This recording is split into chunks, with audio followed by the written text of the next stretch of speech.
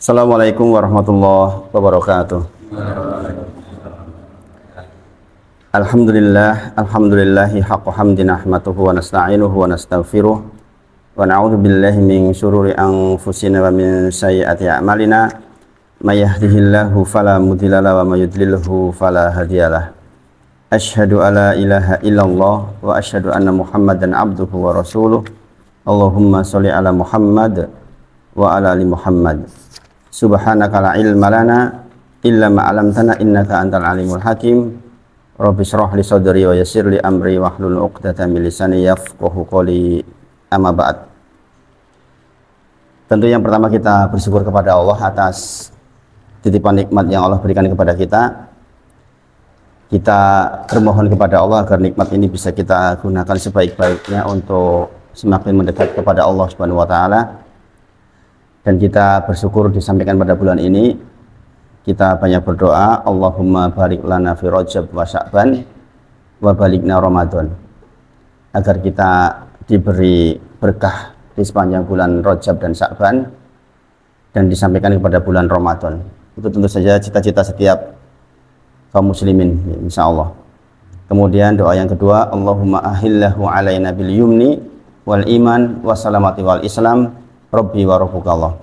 Doa yang dibaca oleh para sahabat 6 bulan sebelum datangnya Ramadan.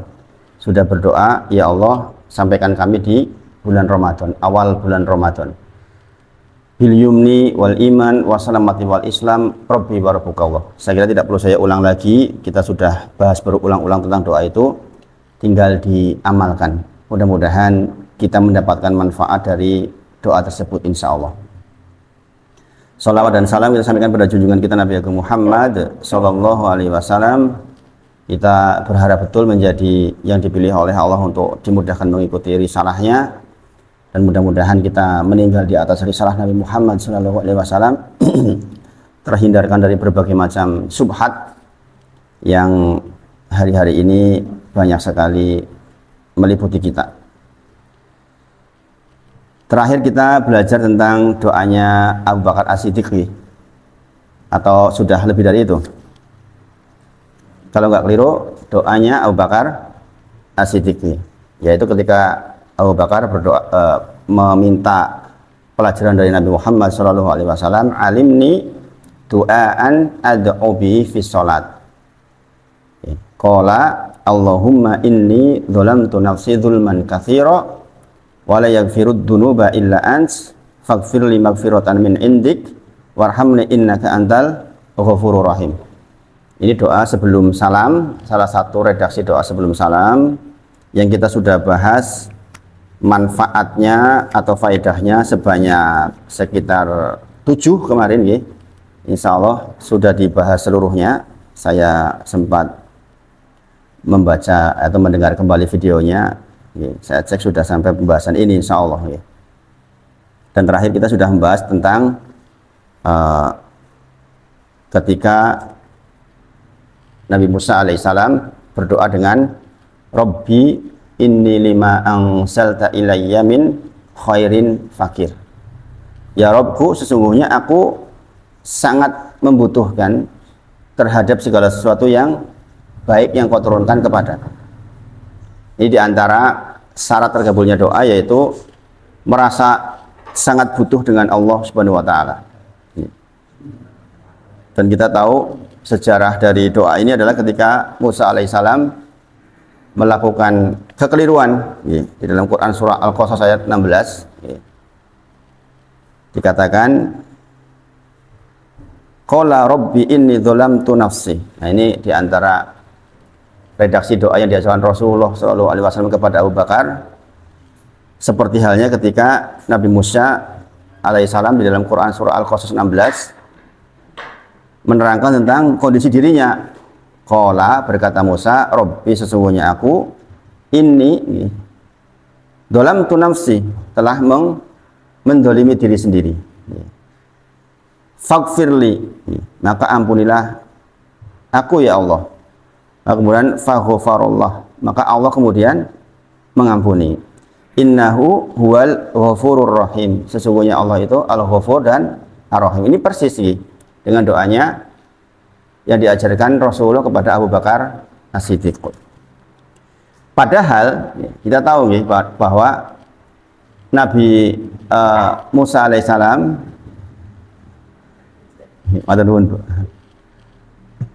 kita tahu ya, bahwa Nabi Musa alaihissalam itu tidak melakukan kekeliruan yang sengaja. Beliau alaihissalam memukul orang itu tidak dalam rangka membunuh, tetapi kenyataannya kemudian terbunuh karenanya gitu. Maka dianya sendiri mengatakan kola Robbi ini, ya Allah sungguhnya aku ini dalam tu nafsi, telah berbuat aniaya pada diri sendiri, dan langsung minta ampun. Maka kemarin yang menjadi pelajaran buat kita adalah syarat dikabulkannya doa adalah mengakui kekeliruan yang ada dalam diri kita. Jadi sebelum kita meminta ampun kepada Allah, kita mengakui, ya Allah, saya kemarin begini dan begini, ya Allah, saya menyesal, saya minta ampun kepada Engkau, ya Allah. Kadang-kadang kita minta ampun langsung aja geruduk minta ampun gitu. Apa yang dimintakan kita tidak merasa gitu. Maka dari Quran surah Al-Qasas 16 ini kita belajar bahwa bahkan para nabi pun ketika meminta ampun kepada Allah, dia mengakui kondisi dirinya. Dan ini permintaan yang diminta adalah minta ampun, faghfirli. Dan Allah menjawab, Allah melakukan faghfarullah, dan Allah pun mengampuni. Jadi ini terbuka lebar kalau kita melakukan kekeliruan, segera minta ampun sebagaimana di dalam Quran surah Al-Imran 135. Di antara ciri orang-orang yang soleh adalah orang-orang yang ketika dia melakukan kekeliruan, dzalamtu nafsi, maka dia segera ingat Allah dan dia minta ampun. Ini harus menjadi kebiasaan kita. Ya, manusia kadang-kadang kita keliru nih, keliru ucap, keliru fikir, keliru lintasan hati, wajar nih. Tapi kemudian jangan diperturutkan. Kita segera mengingat Allah dan meminta ampun kepadanya. Dalam kasus Musa ini alaihissalam, sesungguhnya berangkat dari keadaan di mana Musa itu membunuh yang asalnya kan tidak boleh membunuh, dan Musa memang tidak niat membunuh tetapi terbunuh. Ini pelajarannya penting ini kalau kita pahami ini. Maka walaupun tidak sengaja, dia merasa salah betul itu. Makanya kalau kita melakukan dosa yang tidak sengaja mungkin, ya sebagaimana Musa, kita tetap minta ampun kepada Allah dengan merasa sangat bersalah, padahal tidak sengaja. Apalagi kalau sengaja, Yang tidak sengaja aja, Musa langsung ingat Allah, langsung minta ampun. Nah, apa esensi dari permintaan ampun Musa kepada Allah Subhanahu wa taala terhadap apa yang barusan dia lakukan tidak sengaja itu? Yang kemudian faghfarallah, dan Allah mengampuni. Ini penting, penting. Karena dengan ampunan itu hati Musa menjadi tenang. Tenang bagaimana maksudnya? Terkait dengan nasib dirinya di kehidupan berikutnya dan kehidupan setelah kematian. Jadi orang-orang soleh itu orang-orang yang ketika dia melakukan sebuah perbuatan apapun, sengaja tidak sengaja, kemudian dia merasa ada potensi untuk merugikan dirinya, baik setelah kejadian itu, karena kita tahu bahwa kekeliruan itu akan dikafarah oleh Allah Subhanahu wa taala, entah di dunia maupun di akhirat. Dan di antara fungsi istighfar kita sama-sama tahu agar ditutup oleh Allah dan tidak dikafarah, baik di dunia dan di akhirat, tutup. Seperti doa Allahumma ba'id baini wa baina khotoya kama ba'da bainal masyriqi wal maghrib. Allahumma ba'id itu artinya kita minta dia tutup itu oleh Allah. Saya nggak mau lagi ketemu lagi dengan dosa yang sudah lewat. Mungkin saya dulu pernah berdosa, tapi saya nggak ingin ketemu dosa itu di dunia dan di akhirat. Maka dikatakan kama bainal masyriqi wal maghrib, sebagaimana jauhnya timur dan barat. Itu jarak terjauh yang bisa kita katakan di dunia. Nggak ada lagi yang lebih jauh dari itu, timur dan barat, sudahlah, gimana lagi? Ya kalau muter kan otomatis ketemu lagi sebelah dengan. Pokoknya sejauh timur dan barat. Pokoknya ya Allah, saya mohon kepadamu agar dosa yang sudah lewat itu saya nggak mau ketemu lagi. Artinya dihapus, benar-benar dihapus. Makanya hubungannya dengan doa Abu Bakar kemarin adalah faghfirli magfiratan min indik. Ya Allah, ampuni aku magfiratan min indik, dengan magfirah, dengan ampunan yang ada di sisimu. Yang namanya di sisi Allah tuh tanpa batas, unlimited. Makanya benar-benar dihapus total. Makanya doanya Abu Bakar itu pendek tapi Masya Allah, jangan sampai nggak dibaca. Tadi ketika saya ngimam, saya baca itu ketika sebelum salam, sehingga semuanya insya Allah sudah berdoa itu tadi, karena qiraatul imam lahu qiraatun, bacaan imam ya bacaan panjenengan semua, insya Allah. Jadi esensi dari ketika Musa melakukan kekeliruan atau dzalamtu nafsi, dia kemudian minta ampun, adalah dia menjadi tentram karena dia tahu Allah mengampuni dia. Allah mengampuni dia, dan ketentraman itu akan membebaskan dia dari kebimbangan. Ini penting banget ya. Kadang-kadang kalau insya Allah kalau kita hatinya masih relatif baik, kalau kita melakukan kekeliruan kan nggak nyaman, iya nggak? Duh, ya Allah kok ya Allah, duh, kan gitu. Ada perasaan kita terliputi rasa tidak tentram. Ya. Maka di antara fungsi kita minta ampun dan kita tahu Allah Maha Pengampun adalah menenteramkan hati dari rasa bimbang yang memang itu ditiupkan oleh setan. Jadi ketika orang sudah keliru, kan pertamanya diojok-ojoki supaya keliru oleh setan. Setelah keliru nanti diliputi perasaan bersalah. Coba, banyak kan orang yang, mohon maaf, membunuh orang, kemudian dia menyerahkan diri gara-gara ditanya kenapa? Enggak nyaman, merasa dihantui, bahasanya gitu. Perasaan bersalah yang terus-menerus. Ada pernah sebuah kejadian, orang nabrak orang, kemudian dia lari. Tapi dia kemudian merasa dihantui terus-terus, akhirnya datang ke keluarganya nyari, dulu yang nabrak saya. Nah, Musa demikian. Musa juga merasakan ketika dia melakukan kekeliruan, maka dia merasakan kondisi yang seperti itu. Maka dia minta ampun kepada Allah Subhanahu wa taala. Kemudian di antara esensinya juga adalah terhindar dari kesusahan, memikirkan nasib karena perbuatannya.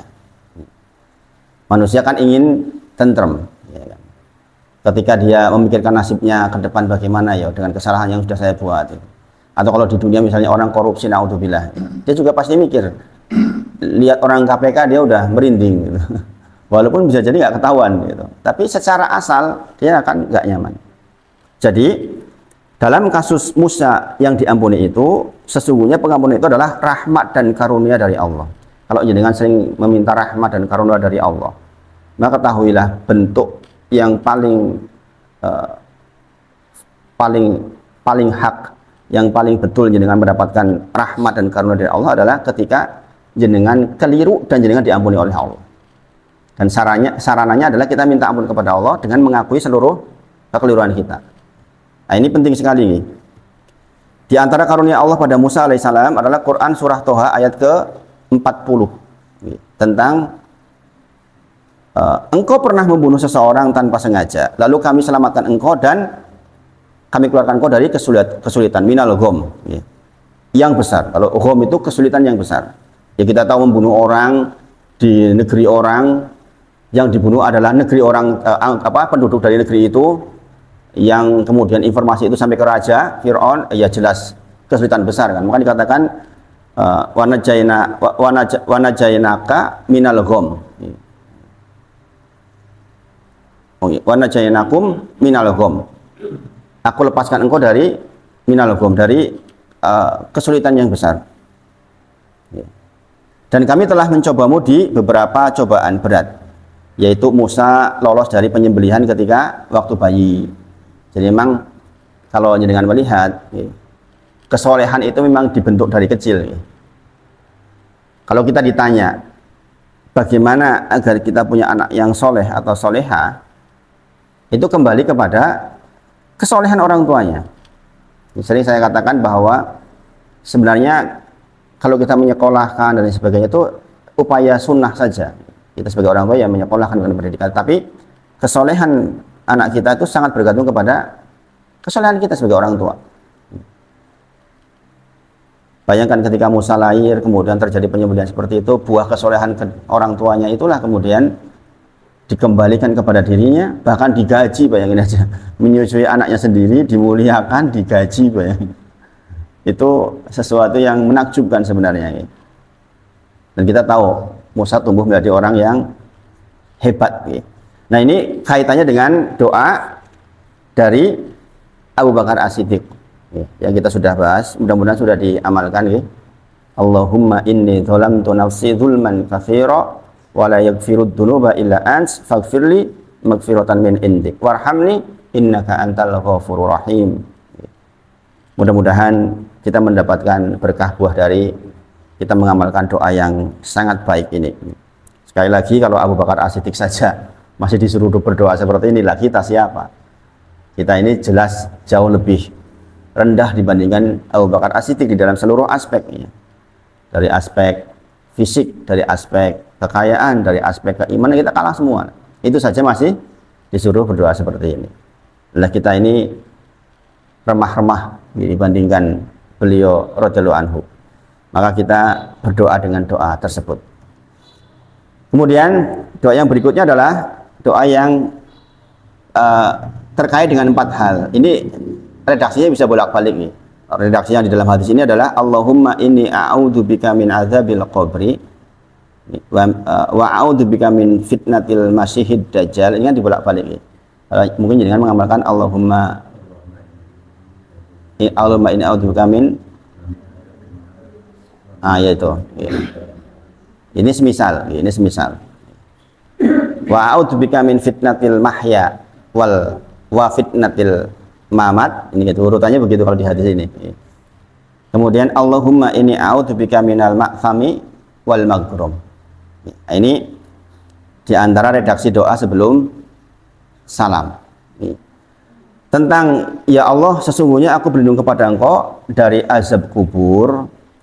Ini sebagian firqah memperselisihkan persoalan azab kubur.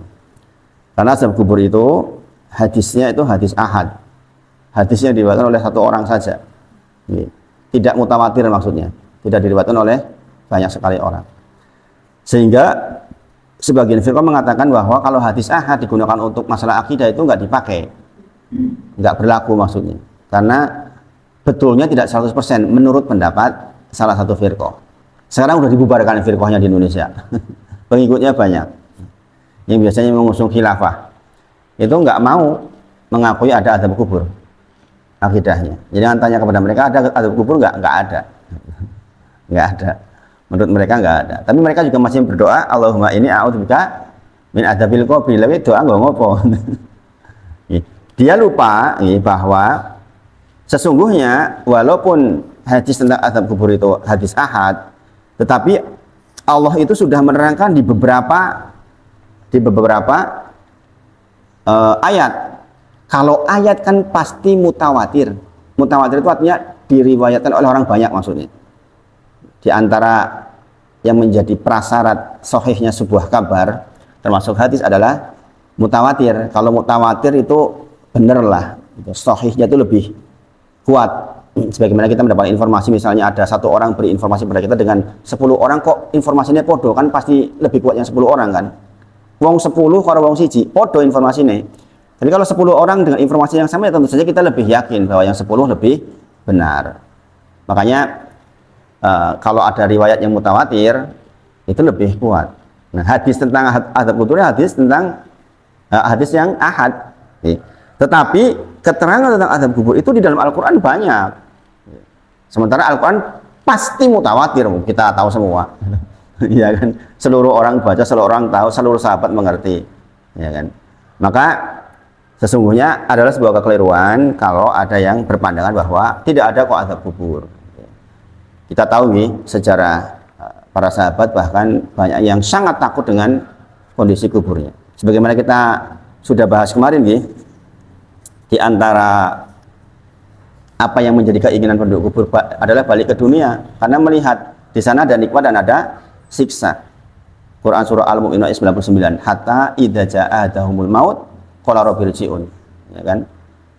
Ketika mereka mendapatkan kematian, maka mereka mengatakan, ya Allah, kembalikan saya ke dunia.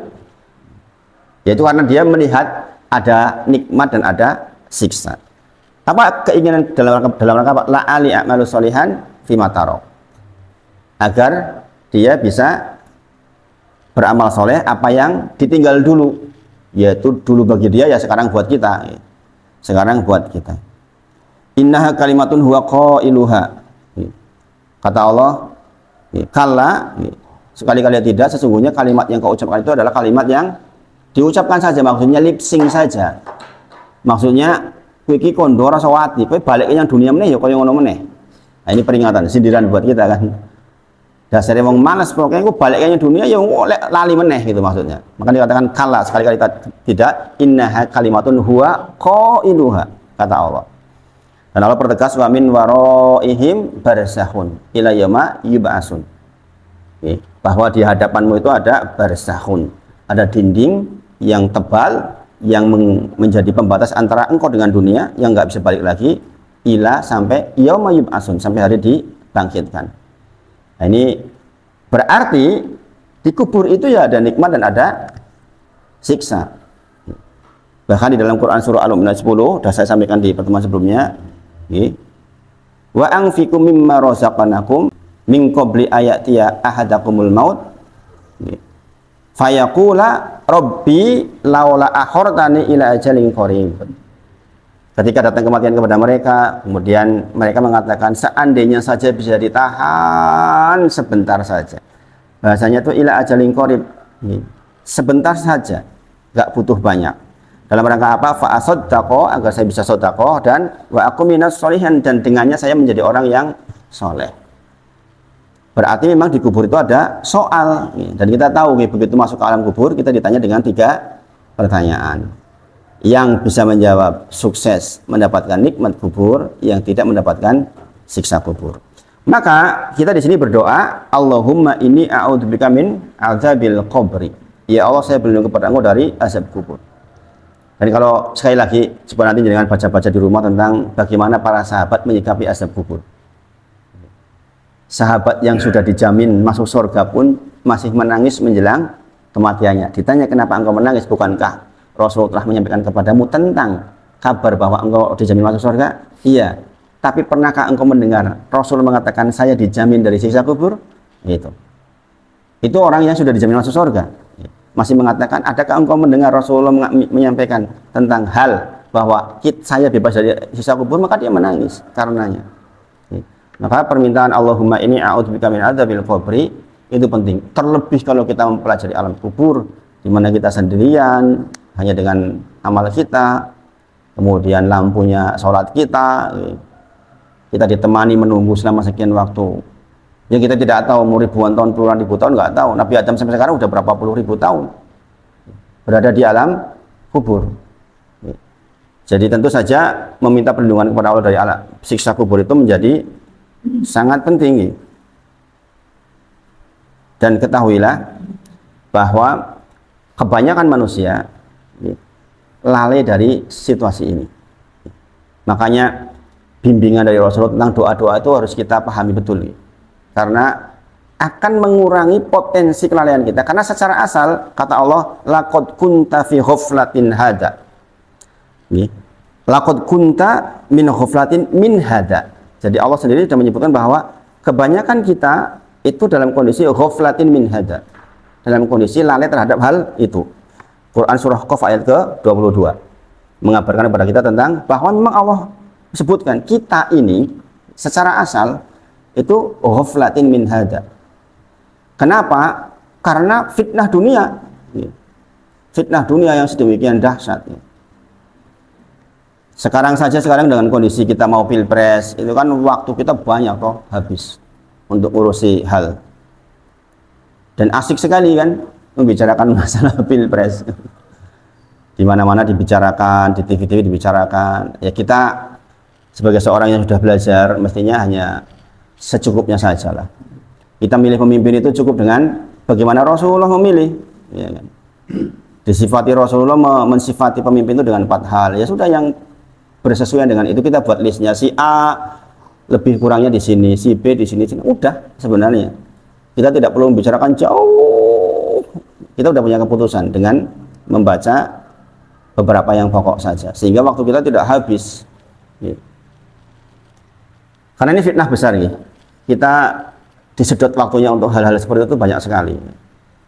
Nah, kita harus pandai-pandai menyikapi. Rasul bersabda, min husni islamin mar'i tarkuhu mala yakni.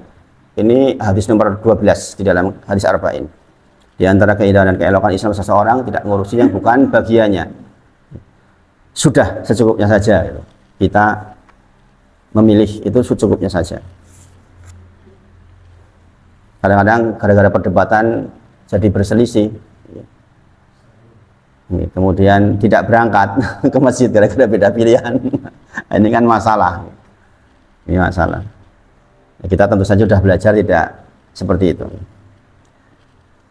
Saya itu diminta di Masjid Gunung Sempu itu takmirnya itu minta saya suruh menyampaikan tentang kriteria pemimpin. Saya nggak berani sampai sekarang. Saya nggak berani. Tolong Ustadz, untuk pertemuan berikutnya tolong disampaikan dengan kisi-kisi cara memilih pemimpin, kemudian kriteria pemimpin. Masalahnya kalau disebutkan pasti mengenai salah satunya, pasti akan menyinggung salah satunya. Misalnya harus sehat, misalnya contoh, di antara syarat pemimpin secara syariat harus sehat. Nanti yang umurnya sudah 72 tahun komplain, jalannya sudah agak-agak pincang misalnya. Ya kan? Kita tahu kan di TV sampai seperti itu, nanti orang yang kebetulan sukanya dengan nomor 2 misalnya akan komplain, oh Ustadz, gimana itu menyerang salah satunya, kan repot, ya kan? Ya kan? Makanya kalau kita mau bahas itu tuh harus memang legowo betul. Memang kita mencari kebenaran di situ. Makanya saya bilang ke takmirnya, jamaah sudah disiapkan betul atau belum? Kalau enggak saya nggak berani gitu. Itu karena saya akan menyampaikan apa adanya. Misalnya tentang ardalil umur, ya kan? Tentang ardalil umur orang tua. Ya kan? Saya kemarin kebetulan menjawab tentang itu, tentang masalah ardalil umur itu. Nanti kan kita akan sampai. Ardalil umur adalah umur tua nggak bermanfaat. Di antaranya joget-joget. Oh, nanti kenal lagi yang kedua, ya kan? Orang makin tua kok joget-joget itu kan bermasalah. Secara syariat memang bermasalah. Dan nanti yang nomor 2 marah lagi, ya kan? Tidak suka hal-hal yang terkait dengan pornografi, namanya nomor 3 marah, ya kan? Nah ini hal-hal seperti ini kan saya nggak mau. Insyaallah warahmatullahi wabarakatuh. Makanya saya ketika diminta membahas hal-hal seperti itu, saya hindari, gitu. Saya hindari, karena terkait dengan pilihan banyak orang yang cara berpikirnya berbeda. Makanya dalam kasus seperti itu sudah jenengan bikin list sendiri aja, kemudian jenengan simpulkan sendiri. Jadi tidak perlu berdebat di dalam persoalan seperti itu. Sampai sekarang saya belum mau suruh menyampaikan. Sudah berulang kali sejak sebulan yang lalu sebenarnya. Karena di sana jamaahnya cukup banyak kan, sehingga membutuhkan bimbingan itu. Tapi saya belum mau menyampaikan. Khawatirnya nanti jadi bertengkar gara-gara persoalan yang tidak teramat penting. Penting sebenarnya, tapi menjadi tidak penting ketika jadi berselisih. Jadi tunggu tentang azab kubur itu, kita ahlu sunnah wal jamaah meyakini ada azab kubur, dan itu mutawatir di dalam Al-Quran keterangannya. Tentu saja di dalam Al-Quran itu butuh tafsir untuk menerangkan itu. Contohnya di dalam Quran surah Al-Mu'min. Surah Al-Mu'min tahu nggak surat apa? Jarang dengar ya. Surah Ghafir. Iya, surah Ghafir. Kalau Ghafir kan sering dengar tuh, tapi kalau surah Al-Mu'min itu nama lain surah Ghafir adalah surah Al-Mu'min. Kalau nggak keliru ayat 45-46. Fawaqahullahu sayyiati ma makaru wa haqa bi ali fir'auna su'ul adzab.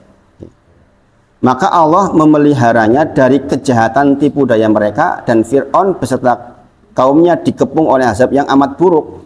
Nah, ayat ini menunjukkan bahwa Fir'aun itu di alam kubur. Ini keterangan di alam kubur, ini para ahli tafsir menerangkan. Itu dikepung oleh su'ul azab, azab yang buruk, dan ini di alam kubur. Dikatakan an-naru yu'raduna alaihi ghuduwa wa asiyah. Diperlihatkan api neraka di waktu pagi dan petang kepada Fir'aun. Wa yauma taqumus sa'ah, dan ketika nanti ditegakkan hari akhir, adkhilu ala fir'auna asyaddul adab. Dan ketika nanti ditegakkan hari kiamat, maka dia dilemparkan ke asyaddul adab, ke neraka jahanam maksudnya. Nah, dari keterangan ini kita tahu bahwa keterangan pertama tentang wahaqo bi ali fir'auna su'ul adab itu kejadian di alam kubur. Nah, ini keterangan bahwa siksa kubur itu betul adanya. Maka kita minta kepada Allah, Allahumma ini a'udzubika min adzabil qabri. Yo tenanan gitu maksudnya. Yo ditenan kita. Jangan pernah membayangkan bahwa enggak kok, enggak ada azab di kubur itu, ya tinggal nunggu aja. Nah, itu tidak begitu. Dan banyak ayat yang semisal itu, di antaranya adalah Quran surah Toha ayat ke-124. Ayat yang sangat terkenal. Waman a'radu min dzikri, waman a'radu an dzikri fa innalahu ma'isatan dongka. Dan barang siapa yang berpaling dari peringatanku, maka sesungguhnya baginya penghidupan yang sempit. Nah, para ulama menyebutkan di antara penghidupan yang sempit adalah di alam kubur. Di antara di alam kubur. Dan kami akan menghimpunya pada hari kiamat dalam keadaan buruk. Wa nahsuruhu yaumal qiyamati a'ma. Jadi orang-orang yang a'radu an dzikri, dia itu berpaling dari peringatan Allah, artinya dia nggak mau belajar, nggak mau mempelajari syariat, kemudian dia berpaling dari peringatan-peringatan Allah, dia dengar tapi dia nggak urusan, maka fa innalahu ma'isyatan dongka, maka bagi dia kehidupan yang sempit, di antara adalah kehidupan di kuburnya. Dan ini mengerikan nih. Ini peringatan dari Allah, ini jelas banget nih, dan akan dikumpulkan dengan dalam kondisi buta. Saya kalau kata-kata buta jadi ingat ketika Rasulullah didatangi orang buta. Abasa wa tawalla an ja'ahul a'ma. Dan ingatlah ketika Rasulullah bermuka masam ketika didatangi orang-orang yang a'ma, orang yang buta. Ada dua kan, ada pembesar datang, ada orang buta datang. Orang butanya duluan ini. Kemudian Rasulullah bermuka masam kepada orang yang buta ini gara-gara mendahulukan yang pembesar. Maka Allah langsung tegur. Ini pelajarannya besar banget kan. Kita kadang-kadang menghargai orang karena kedudukannya, karena kekayaannya, karena bagus. Ketahuilah, Rasulullah saja diingatkan ketika ada orang buta dibandingkan loh. Ya, Abdullah bin Umi Maktum itu bukan orang kaya, gitu. Buta lagi, gitu. Tapi hak atas keadilan tetap harus diberikan. Kemudian wa a'udzubika min fitnatil masihid dajjal. Tidaklah setiap rasul diutus ke bumi ini kecuali pasti mengingatkan tentang fitnah dajjal. Dari Nabi Adam sampai Nabi Muhammad SAW. Karena ini adalah hak pasti datang. Ini ujian dari Allah. Namanya fitnah dari ujian. Ujian dari Allah. Sebagai gambaran bahwa pada waktu itu dikatakan, kalian yang punya saudara perempuan, punya ibu, ikatlah di rumah-rumah kalian. Ibu-ibu ini di dalam hadis dikatakan ibu-ibu diikat di dalam rumah kalian karena apa? Kalau lihat dajjal pasti ikut.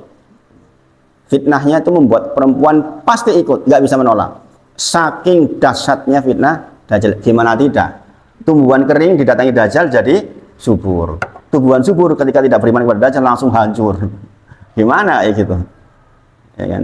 Makanya kita berlindung kepada Allah dari fitnah dajjal. Wa a'udzubika min fitnatil masihid dajjal. Kemudian wa a'udzubika min fitnatil mahya. Ya Allah, saya berlindung kepada Engkau dari fitnah kehidupan. Dan ini yang sedang kita bergulat hari ini, ya kan? Fitnah kehidupan. Waktu kita terambil, mata kita terambil, pendengaran kita terambil. Ya. Kemudian keinginan-keinginan hati dari dalam tentang nafsu dunia. Ya. Orang kan bisa memilih untuk melakukan perbuatan baik atau perbuatan buruk. Ya kan? Tapi karena fitnah dunia kadang-kadang luar biasa. Di dalam pelajaran hadis arba'in yang ke-11, bulan ini saya pelajari dari Ustadz Ibnu. Di Gunung Sembu sudah saya sampaikan. Saya sedianya mau menyampaikan itu pagi ini, tapi ya, kita selesaikan ini dulu. Bahwa yang namanya fitnah kehidupan itu luar biasa. Itu luar biasa. Padahal para salafus soleh, para orang-orang soleh, para orang-orang terdahulu, para sahabat itu sangat berhati-hati dengan dunianya. Di dalam hadis itu dikatakan tentang ambillah yang tinggalkan yang meragukan, ambil yang tidak meragukan, tinggal yang meragukan, ambil yang yakin. Ya kan? Maka para sahabat ketika mendengar hadis itu, ini hadisnya dari Al Hasan radhiyallahu anhu. Sibti Rasulullah SAW, cucu dari jalur perempuan dari Nabi Muhammad SAW. Maka para sahabat menjadikan dirinya warok karena hadis itu. Warok itu artinya apa? Meninggalkan sesuatu yang berpotensi membuat madzorot di akhirat. Bukan haram loh ya. Haram itu jelas. Sesuatu yang kira-kira nanti membuat saya rugi di akhirat saja nggak mau para ulama itu. Nggak mau. Bahkan ada tingkat yang lebih tinggi lagi namanya zuhud. Zuhud itu meninggalkan apa-apa yang nggak bermanfaat di akhirat. Bukan lagi yang madorot, tapi yang nggak bermanfaat, lebih tinggi lagi. Contoh, kita punya uang ratusan miliar misalnya. Kan kita bisa saja beli apa saja, beli rumah 100 pun bisa mungkin. Tapi dia berpikir, jikalau saya melakukan itu kira-kira bermanfaat nggak untuk akhirat saya? Nah, itu orang zuhud itu mikir sampai ke situ. Dan demi Allah kalau orang sudah bisa pada level ini, luar biasa. Saya waktu Pak jenengan datang ke rumah itu Pak Eko, saya pas waktu itu kan cerita tentang ada tanah itu Masya Allah Pak Eko, saya telepon salah satu teman di Jakarta, jawabannya itu diambil aja, ini nanti saya yang bayar, nanti rumahnya sekalian saya sediakan, nanti saya kirim dari Klaten rumah joglo untuk jenengan, segitunya Pak Eko. Jadi ada orang-orang yang visinya itu betul-betul visi akhirat. Saya nggak kebayang. Saya memang selama ini hanya menyerahkan diri kepada Allah tentang apa-apa yang bakal terjadi. Bayangkan Pak Eko, hal seperti itu bisa terjadi Pak Eko. Ini saya sebutkan Pak Eko karena waktu itu pembicaranya pas Pak Eko datang ke rumah, pas ada informasi tanah itu. Saya nggak pernah menyangka ada hal-hal seperti itu. Besar jumlah tanahnya itu. Masya Allah. Ini orang-orang yang dia zuhud dan wara. Sebenarnya kan kalau dia mau mendapatkan fitnah dunia, ngapain ngurusin orang lain? Kepentingannya dia juga banyak ya. Kepentingan dia juga banyak, dia bisa melakukan ini itu. Apa yang menjadi motivasi? Saya tanya kepada yang bersangkutan, saya ingin anak-anak saya jadi penghafal Quran. Jadi dia menanam itu, jadi dia memprofilkan keluarga saya itu sebagai penghafal, dan saya ingin anak-anak saya menjadi penghafal Quran. Mudah-mudahan dengan seperti ini saya mendapat berkah hafalan Al-Quran. Anaknya masih baru umur di bawah 5 tahun. Beliau menikah itu terlambat, 39 tahun baru menikah. 39 tahun baru menikah. Sampai saya dulu waktu sama beliau itu, Beki normal apa ora ya? Sampai tak gituin dulu itu. Nikah gitu. Alhamdulillah dikirimkan istri, Masya Allah, solehah. Nggak kebayang orang telat nikah dapat istri yang baiknya, Masya Allah. Sempat ke rumah juga dari Jakarta Pak ini Pak. Jadi kalau ke Jogja, kalau ke Klaten mesti mampir ke tempat saya itu, ngobrol gitu. Saya kadang-kadang itu orang dengan kecukupan seperti itu mau datang ke rumah kayak gitu, mau ngobrol lama di situ kadang-kadang berjam-jam itu, Masya Allah. Yaitu orang-orang yang wa'udzuka min fitnatil mahya. Jadi memang ada orang-orang yang dihindarkan dari fitnah dunia. Fitnah dunia semuanya berangkat dari nafsu sesungguhnya. Jadi musuh kita terhadap fitnah dunia itu dua, subhat sama sahwat. Para ulama menyebut ini, kenapa orang tidak sampai pada derajat waro dan suhud, karena subhat dan sahwat. Sahwat kita sesungguhnya secara asal kan ingin, pokoknya ya dipenuhi semua keinginan kita. Maka kita memohon perlindungan dari Allah seperti ini itu penting banget. Makanya diletakkan di sebelum salam, karena di antara waktu makbulnya doa adalah sebelum salam. Kemudian wa fitnatil mamat. Ya kita sudah bahas fitnah kematian, dimulai dari alam kubur ini seperti apa, menjelang kematian bagaimana. Seharusnya kita menjadi orang-orang yang masuk dalam Quran surah Ibrahim ayat 27. Yusabitullahu ladina amanu bil qawli sabit fil hayati dunya wa fil akhirah. Kita berharap menjadi orang-orang yang diberi qawli sabit, yaitu kalimat yang kokoh, yaitu kalimat la ilaha illallah menjelang meninggal dunia, dan 3 jawaban di alam kubur kita bisa menjawab. Syaratnya adalah yusabitullahu ladina amanu. Nah, keimanan ini ya kan adalah orang-orang yang minta kepada Allah tentang masalah keimanan. Ya Allah, saya minta kepada Engkau ya Allah. Bentuk dari minta perlindungan dari Allah ya bentuk keimanan. Jenengan bagaimana mau minta ya Allah saya berlindung kepada Allah dari fitnah kubur kalau imannya saja nggak sampai? Emang ada apa di kubur, ya kan? Kalau itunya saja nggak sampai, bagaimana kita akan mendapatkan sampai derajat iman, sampai derajat permintaan kepada Allah Subhanahu wa taala. Bentuk kita meminta kepada Allah bentuk keimanan kita, sehingga kita minta perlindungan kepada Allah Subhanahu wa taala. Kemudian Allahumma ini a'udzubika minal ma'sami wal maghrum. Ini perlindungan dari perbuatan dosa. Jadi kita memohon kepada Allah agar tidak terbimbing diri ini untuk melakukan dosa-dosa. Jadi persoalan orang terjerumus ke dalam dosa bisa jadi karena kurangnya dia menyerahkan diri kepada Allah untuk dibimbing agar terhindar. Jadi persoalan kita terhindar dari dosa juga minta kepada Allah ternyata. Ya Allah, saya terhindar dari maksami, dari perbuatan dosa. Wal magrum itu sulitnya karena utang piutang. Saya merasakan ketika usaha, kemudian merasakan jatuhnya, kemudian harus berhutang dalam kondisi berhutang, itu memang berat sekali. Makanya ini kita minta kepada Allah Subhanahu wa taala. Yang bisa menerangkan yang merasakan. Mungkin di antara tujuan hikmah, karena al khair hiratullah, yang terbaik pilihan Allah. Saya mendapatkan beberapa hal juga mungkin dalam rangka supaya saya ketika menerangkan ke jenengan bisa merasakan betul. Makanya saya kepada orang yang kebetulan punya tanggungan ke saya juga nggak pernah menyulitkan, insya Allah. Baik yang 40 juta, yang sekian juta, nggak pernah. Saya nggak pernah menyulitkan. Ya itu ada ya dikembalikan, enggak ya sudah. Karena saya juga merasakan, subhanallah. Ada yang di depan rumah saya itu bangkrut, dulunya orang kaya raya. Terakhir pinjam uang itu ke saya itu 41 juta. Ya saya waktu itu pas ada, ya sudah dikasih aja. Sampai sekarang nggak kembali sama sekali.